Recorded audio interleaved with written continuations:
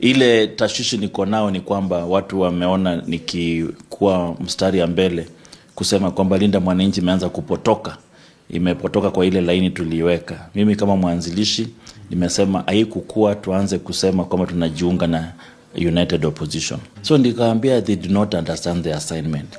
Assignment ni kwamba tungepeleka vijana na rallies vuguvugu alafu liwe chama. Baadaye sasa muangalie ni nani, kwa sababu mnasema mnaenda kwa United. Who told you? Nataka nilipiti ile statement ya Sifuna. Who told you United Opposition will be united up to the ballot? Who told you?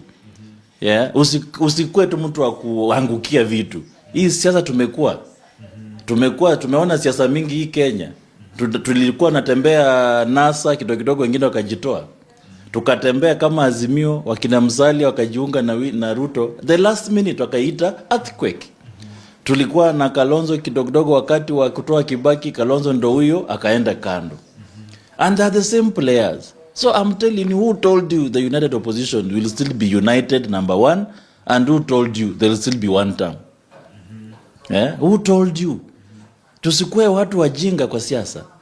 Hii siasa tumeisoma na tunaijua. So ukikuwa mjinga hapo ufike huko alafu upate Kalonzo ndio deputy wa William Ruto, what will you do? Ni siasa. Ufike hapo upate Rigathi Gachagua wametengeneza mkataba na William Ruto, what will you do? Tumeshasema wewe ni mmoja wa United Opposition. Tena utoke tena uanze kujigamba huku nje.